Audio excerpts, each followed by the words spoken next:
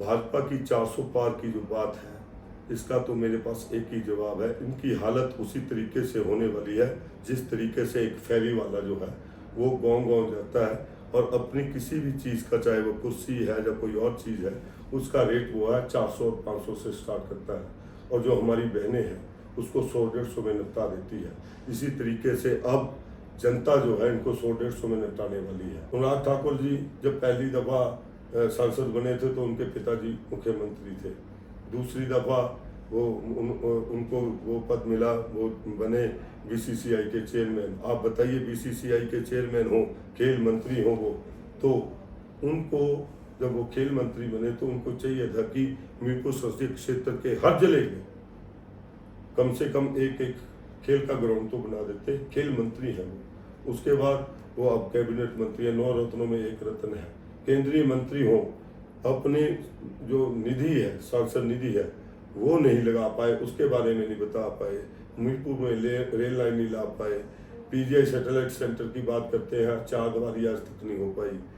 और इसके बाद मैं बोलना चाहूँगा कि जो ड्रग पार्क की बात करते हैं, अभी तो जो अनाउंस हुआ है, अभी तो जो कार्य करने हैं वो हिमाचल प्रदेश की सरकार करेगी। ज़मीन लैंड ट्रांसफ़र होगा और वहाँ की वन विभाग की जो एनओसीज है वो मिलेगी। ये तो अभी एक लारा है, और ये लारे जो अभी नहीं दे रहे हैं, इन्होंने एक बड़ी बात पहले भी बोली थी कि बहुत हुई महंगाई की मार, अब की बार भाजपा सरकार। अब तो अगर इनको जनता पूछती है कि भाई साहब 450 से सिलेंडर 1200 रुपये का हो गया, इसके बारे में जवाब दीजिए, तो उनका जवाब होता है जय श्री राम। भगवान हमारे श्री राम जिन्होंने सृष्टि को रचेता है, सृष्टि को लाए हैं, उनको लाने वाले हम कौन होते हैं?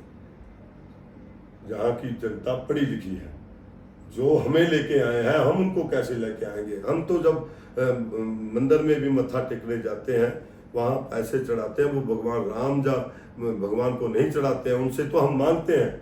वो तो हम जो चढ़ वहाँ पे चढ़ाते हैं वो पुजारी के लिए होती है, भगवान के लिए नहीं होती है। भगवान तो हमें देते हैं, जो देने वाला है, जो हमको लाने वाला है, हम उनको कैसे ला सकते हैं? दुनिया सब जानती है, जो ध्यान भटकाते रहे।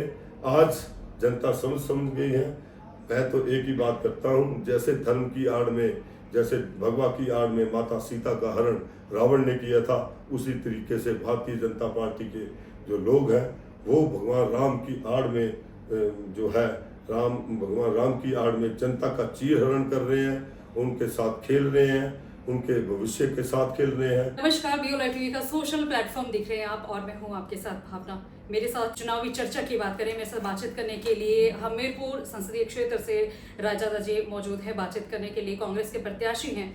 आज ऊना की बात करें, ऊना में जो है राहुल गांधी दिग्गज नेता जो है आज चुनाव प्रचार प्रसार करने के लिए ऊना पहुंचे।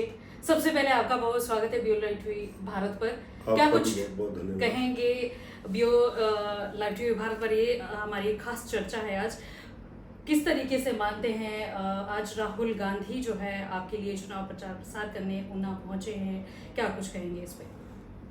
निश्चित तौर पे राहुल गांधी जी ऊना में हमारे चुनाव प्रचार के लिए आए तो हमें बल मिलेगा इससे, और जो हमारा माहौल, एक बहुत अच्छा माहौल मीरपुर संसदीय क्षेत्र में जो बना हुआ है अनुराग जी के खिलाफ, उसको और बल मिलेगा और ये सीट निश्चित तौर पे हम जीतने जा रहे हैं। जी, अगर बात करें हमीरपुर संसदीय क्षेत्र से अनुराग ठाकुर जो है ऑलरेडी 4 बार जो है वो जीते हुए सांसद रहे हैं। कैसे चुनौती मानते हैं अपने सामने? चुनौती तो कोई नया व्यक्ति आए तब भी चुनौती होती है, और निश्चित तौर पर वो 4 दफ़ा हमीरपुर संसदीय क्षेत्र को उन्होंने प्रतिनिधित्व किया है, पर 4 बार जीतने के बावजूद उन्होंने कभी हिमाचल प्रदेश के हितों की रक्षा नहीं की है। कभी हिमाचल प्रदेश या हमीरपुर संसदीय क्षेत्र के जो लोग हैं उनकी आवाज़ नहीं उठाई है। आप चाहे ले लें कि हिमाचल प्रदेश में आपदा आई, वो उसमें शामिल नहीं हुए। नरेंद्र मोदी जी से कोई मदद नहीं करा पाए। उनको जहाँ पे उस आपदा को राष्ट्रीय आपदा घोषित करवाना चाहिए था, आपदा को राष्ट्रीय आपदा तो क्या घोषित करवाना, जो हमारा 11,000 करोड़ रुपए का नुकसान केंद्र की एजेंसियों ने और हिमाचल की एजेंसियों ने जो तय किया था बैठकर कि इतना नुकसान हुआ, वो भी नहीं दिलवा पाए। उसके बाद हिमाचल के कर्मचारियों का पैसा, जो एनपीएस का पैसा दिल्ली में फंसा है, अब ओल्ड पेंशन स्कीम जो है हिमाचल प्रदेश की सरकार दे रही है। अब 9,000 करोड़ रुपए का जो हमारा कर्मचारियों का और हिमाचल प्रदेश का है, हमने लेटर लिखा था कि वो वापस दिया जाए। हमने अनुराग ठाकुर जी को जो पूछा कि आप वो पैसा वापस दिलवाएंगे क्या। इसके साथ साथ जो अग्निवीर योजना ये लेकर आए, अनुराग ठाकुर जी ने कहा कि ये बहुत अच्छी योजना है। तो हमारा सवाल उनसे ये था कि आप तो राजनीति करते करते खुद लेफ्टिनेंट कब बन गए हमें पता नहीं चला, और आपने हमारे बच्चों को अग्निवीर बना दिया। तो ये सारे सवाल जवाब, इसके साथ साथ भाखड़ा बांध विस्थापित लोगों की बात कभी संसद में नहीं उठाई, ना पौंग डैम विस्थापित लोग जो है उनकी कभी संसद में आवाज़ नहीं उठाई। मकसद ये है, हम ये कह रहे हैं उनको कि हमीरपुर संसदीय क्षेत्र से आप वोट लेते हैं, हमीरपुर संसदीय क्षेत्र की या हिमाचल प्रदेश की आप बात भी नहीं करते हो। सुबह राहुल गांधी या गांधी परिवार को कोसने के आपने 4 दफ़ा 16 साल से ऊपर हो गए हैं आपको इस संसदीय क्षेत्र का प्रतिनिधित्व करते हुए। आपने हमीरपुर संसदीय क्षेत्र की आवाज़ नहीं उठाई, आपने सिर्फ गांधी परिवार को कोसने का काम किया है। आपको वोट इसलिए दिए गए थे कि आप हमीरपुर संसदीय क्षेत्र की आवाज़ संसद में बुलंद करते और हिमाचल प्रदेश के लोगों की हितों की बात करते। तो इस कारण आज हिमाचल प्रदेश का हर वर्ग जो है वो अनुराग ठाकुर जी से नाराज है और उनके खिलाफ वोट निश्चित तौर पर वो करेंगे। पिछले कल की बात करें, अमित शाह जो है वो ऊना के आम में आए थे। उन्होंने कहा है कि इस बार 400 पार भी होगा। और दूसरा जो विकास की बात है, यहाँ की सड़कें, बल्क ड्रग पार्क की बात हो रही है, अनुराग ठाकुर ने भी स्टेज से ये बात कही है। इसको कैसे देखते हैं? मैं पहले जो 400 पार की बात आप बोल रहे हैं, भाजपा की 400 पार की जो बात है, इसका तो मेरे पास एक ही जवाब है। इनकी हालत उसी तरीके से होने वाली है जिस तरीके से एक फेरी वाला जो है वो गाँव जाता है और अपनी किसी भी चीज़ का, चाहे वो कुर्सी है या कोई और चीज़ है, उसका रेट वो है 400 और 500 से स्टार्ट करता है, और जो हमारी बहनें हैं उसको 100-150 में निपटा देती है। इसी तरीके से अब जनता जो है इनको 100-150 में निपटाने वाली है। रही बात कि जो हमारे अनुराग ठाकुर जी या अमित शाह जी ने बोला कि बल्क ड्रग पार्क की बात कर रहे हैं, वो तो अभी इन्होंने अनाउंस किया है, उसकी तो अभी पेपर फॉर्मेलिटी भी पूरी नहीं हुई है। इधर हमारे पीजीआई की बात थी, पीजीआई सैटेलाइट सेंटर की बात थी, वो उन्होंने 2 चुनाव उसके ऊपर लड़ लिए, अभी तक उसकी चारदीवारी नहीं हुई। उसके बाद मैं बात करूंगा, अनुराग ठाकुर जी ने बार बार हमीरपुर को रेल लाइन से जोड़ने की बात करी थी। 2 इलेक्शन उससे लड़ लिए, आज तक 1 इंच भी जो है वो हमीरपुर की तरफ रेल लाइन नहीं मुड़ी है, ना पटरी बिछी है, और 1,000 रुपया उसमें फंड आया है। और 1,000 रुपये में कितनी जो रेल लाइन है आगे बढ़ सकती है वो जनता जानती है। मेरा कहने का मकसद ये है, आप हमेशा झूठे नारे लगाकर जिस तरीके से जनता को बेवकूफ़ बना रहे हैं, हिमाचल प्रदेश की जनता और हमीरपुर संसदीय क्षेत्र की जनता सब समझ गई है। आप ये तो छोड़िए, अनुराग ठाकुर जो अब तक 16 साल से ऊपर इनको सांसद बने हुए हो गए हैं, वो अपनी ये नहीं बता पा रहे हैं कि जो 100 करोड़ रुपया उनको संसद निधि मिली है वो कहाँ लगाई। जो गाँव इन्होंने गोद में लिए थे, हमारा दिला गाँव जो है उसको गोद में लिया था, वो भी अभी गोद में ही है इनके। मतलब आप मानते हैं कि उन्होंने कोई कार्य किया ही नहीं अपने? बिल्कुल नहीं किया उन्होंने, सिर्फ जो है गांधी। मतलब आप मानते हैं कि नाम का पद जो है उन्होंने अपने पास है? बिल्कुल। आप देखिए कि अनुराग ठाकुर जी जब पहली दफा सांसद बने थे तो उनके पिताजी मुख्यमंत्री थे, दूसरी दफा उनको वो पद मिला, वो बने बीसीसीआई के चेयरमैन। आप बताइए, बीसीसीआई के चेयरमैन हो, खेल मंत्री हो वो, तो उनको जब वो खेल मंत्री बने तो उनको चाहिए था कि हमीरपुर संसदीय क्षेत्र के हर जिले में कम से कम एक खेल का ग्राउंड तो बना देते। खेल मंत्री हैं वो, उसके बाद वो अब कैबिनेट मंत्री है, 9 रत्नों में 1 रत्न है, केंद्रीय मंत्री हो, अपनी जो निधि है, सांसद निधि है, वो नहीं लगा पाए, उसके बारे में नहीं बता पाए, हमीरपुर में रेल लाइन नहीं ला पाए, पीजीआई सैटेलाइट सेंटर की बात करते हैं, चारदीवारी आज तक नहीं हो पाई। और इसके बाद मैं बोलना चाहूँगा कि जो ड्रग पार्क की बात करते हैं, अभी तो जो अनाउंस हुआ है, अभी तो जो कार्य करने हैं वो हिमाचल प्रदेश की सरकार करेगी। ज़मीन लैंड ट्रांसफ़र होगा और वहाँ की वन विभाग की जो एनओसीज है वो मिलेगी। ये तो अभी एक लारा है, और ये लारे जो अभी नहीं दे रहे हैं, इन्होंने एक बड़ी बात पहले भी बोली थी कि बहुत हुई महंगाई की मार, अब की बार भाजपा सरकार। अब तो अगर इनको जनता पूछती है कि भाई साहब 450 से सिलेंडर 1200 रुपये का हो गया, इसके बारे में जवाब दीजिए, तो उनका जवाब होता है जय श्री राम। हाँ, मैं उसी पे ही आने वाली थी, क्योंकि ये भी नारा है कि जो राम को लाए हम उनको तो मैं वही बता रहा हूँ तो ना। राम भगवान क्या पहले भी सबके थे? मैं राम भगवान के बारे में भी एक बात बताना चाहूँगा। इस दुनिया में जब भी किसी भी व्यक्ति ने कुकर्म करना हो या किया हो, तो वो हमेशा धर्म की आड़ में करता है। आप देखिए कि त्रेता युग में जब माता सीता का हरण हुआ था, तो रावण जो था वो भगवे के भेष में था। अगर रावण खुद अपने भेष में जाता तो माता सीता का हरण नहीं कर पाता, क्योंकि माता सीता तब लक्ष्मण रेखा पार करके नहीं जाती। उसको लक्ष्मण रेखा से पार करवाने के लिए वो साधु का रूप जो रावण ने अपनाया, और वो माता सीता उसके झंसे में आ गई और माता सीता बाहर चल गई, माता सीता का हरण हुआ।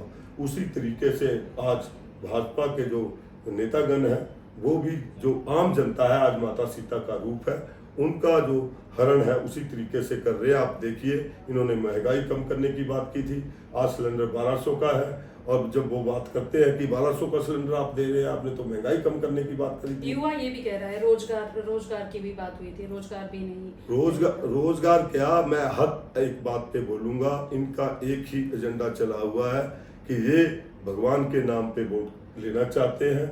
और जिस तरीके से रावण ने छल किया था, भाजपा के जो लोग हैं, भाजपा के जो लीडर हैं, वो भगवान राम का नाम लेकर जनता से छल कर रहे हैं और जनता का चीरहरण कर रहे हैं, क्योंकि वो दिन पर दिन महंगाई कर रहे हैं, युवाओं को रोजगार नहीं दे पा रहे हैं। और अनुराग ठाकुर जी तो 16 साल जो है, इसमें कोई एक विकास कार्य जो है सच में जो इन्होंने कर दिया हो, जो पूरा कर दिया हो काम, उसके बारे में बताएं।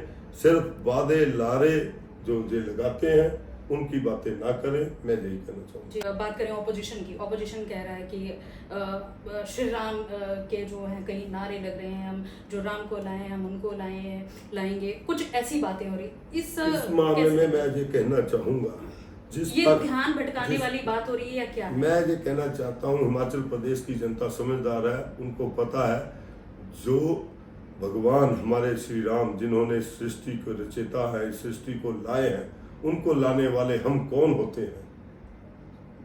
यहाँ की जनता पढ़ी लिखी है, जो हमें लेके आए हैं, हम उनको कैसे लेके आएंगे। हम तो जब मंदिर में भी मत्था टेकने जाते हैं, वहाँ पैसे चढ़ाते हैं, वो भगवान राम भगवान को नहीं चढ़ाते हैं, उनसे तो हम मांगते हैं। वो तो हम जो वहाँ पे चढ़ाते हैं वो पुजारी के लिए होती है, भगवान के लिए नहीं होती है।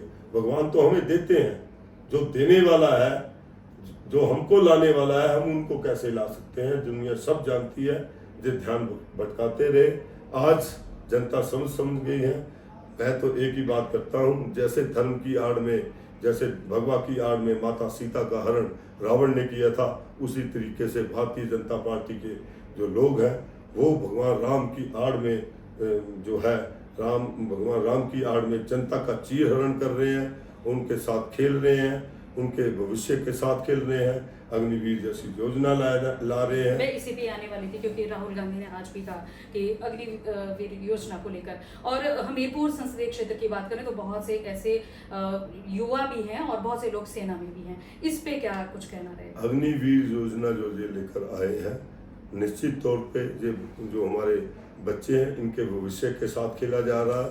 मैं अग्निवीर के साथ एक और जोड़ना चाहूँगा, आउटसोर्स कर्मचारी, उनको भी तनख्वाह जो है 10 से 12,000 या 15,000 तक है, और जिंदगी भर वो उसी तनख्वाह पे काम करेंगे। भाजपा के जो नेतागण हैं, इन्होंने इस देश के जो भविष्य है, इस देश के जो युवा है, उनका बेड़ा गर्क कर दिया है। आउटसोर्स जैसी योजना लाकर, अग्निवीर जैसी योजना लाकर, हमारी सरकार तो इंडिया गठबंधन की सरकार, इंडिया की सरकार होगी, उसमें सबसे पहला स्टेप यही होगा कि उसमें हम अग्निवीर जैसी योजना को खत्म करके, जैसे पुरानी भर्तियां होती थी उसी तरीके से भर्तियां को दोबारा चालू किया जाए। जनता का कैसा प्यार मिल रहा है, क्या लगता है जीत को लेकर कितने आश्वस्त हैं? जनता का बहुत प्यार मिल रहा है। और जिस तरीके से हिमाचल की राजनीति में इन्होंने खरीदो फरोख्त की राजनीति करी, वो 6 विधायकों को, जो कांग्रेस के विधायक और 3 इंडिपेंडेंट विधायकों को खरीदा और खरीदने के बाद उनको टिकटें दी। जो भाजपा के ईमानदार नेता भी थे उनके हाथ में झोला पकड़ा दिया और चोर उचक्कों को नेता बना दिया। जो भाजपा के जो वर्कर्स हैं वो इनके खिलाफ हो चुके हैं। आज जो हमारी लड़ाई है वो कांग्रेस के कार्यकर्ता तो लड़ ही लड़ रहे हैं, आम जनता भी लड़ाई लड़ रही है और हमारा साथ जो भाजपा के कार्यकर्ता भी दे। जी, हम आपके ही संसदीय क्षेत्र यानी कि हमीरपुर संसदीय क्षेत्र में हम घूम रहे थे, गांव-गांव तक हम जा रहे थे। लोगों का ये कहना है कि अब मोदी फैक्टर जो है वो नहीं चलेगा, यानी कि जो पुराने बुजुर्ग हैं 80 साल जिनकी उम्र है, उनका सीधा ये कहना है। तो अब यहाँ से मान लें कि जो यहाँ की सीट है वो पक्की जो है कांग्रेस की झोली में जाने वाली है। मैं इसी सीट की बात नहीं कर रहा हूँ। मैं अनुराग ठाकुर जी की भाषा में जवाब देना चाहता हूं, क्योंकि वो बीसीसीआई के भी चेयरमैन पद पे रहे हैं और खेल मंत्री रहे हैं। जहां छक्का भी हम मारेंगे, चौका भी हम मारेंगे। यानी कि आज जो है वो उप मुख्यमंत्री ने भी ऐलान कर दिया कि सीधी जो है वो अब नॉन स्टॉप बस जो है वो सीधी दिल्ली जाएगी। बिल्कुल। तो जनता से क्या अपील करना चाहेंगे? मैं जनता से यही अपील करना चाहूंगा कि आपने देखा है पिछले दिनों किस तरीके से जो लोग खरीदे गए, जो लोग बिके, आज भाजपा ने उनको जो है वो टिकट्स देकर उनको लीडर बना दिया। और जो भाजपा के खुद के कैंडिडेट्स थे, जो खुद के लीडर्स थे, उनके हाथ में झोला पकड़ा दिया। और मैं भाजपा के कार्यकर्ताओं से भी अपील करना चाहूँगा और हिमाचल प्रदेश की जनता से भी अपील करना चाहूँगा कि आप जागिए, यही जागने का वक्त है। देखिए कि कौन पार्टी क्या कर रही है और कौन जो बिके हुए और जो चोर उचक्के हैं आज लीडर बनाए जा रहे हैं, उनको सबक सिखाइए, उनकी जमानतें जब्त कराइए। और ऐसी पार्टी को भी एक मैसेज दीजिए कि अगर आप भी ऐसे ही लीडर्स को आगे लेकर आएंगे तो उनके साथ भी यही जवाब होगा। और निश्चित तौर पर जो कांग्रेस को मैंडेट मिलने वाला है, 4 की 4 संसदीय सीटें और 6 की 6 विधानसभा की सीटें, चौका और छक्का हम मारने जा रहे हैं, क्योंकि बैटिंग हम कर रहे हैं। जी, चलिए BOL टीवी भारत से जुड़ने के लिए धन्यवाद। आपको बता दें कि हमीरपुर संसदीय क्षेत्र से जो कांग्रेस के प्रत्याशी हैं रायजादा जी, उन्होंने तो क्लियर कर दिया है कि 4 की 4 सीटें जो लोकसभा की हैं और विधानसभा की 6 सीटें जो है हिमाचल प्रदेश की जो है कांग्रेस की झोली में ये यहाँ से डलने वाली है। ये तो आने वाली 4 तारीख को जो है वो तय हो जाएगा कि क्या कुछ जो है होने वाला है। तो चलिए फिलहाल के लिए इतना ही। हमारी कुछ लेटेस्ट अपडेट के साथ हमारे साथ जुड़े रहे, देखते रहे BOL टीवी भारत। नमस्कार।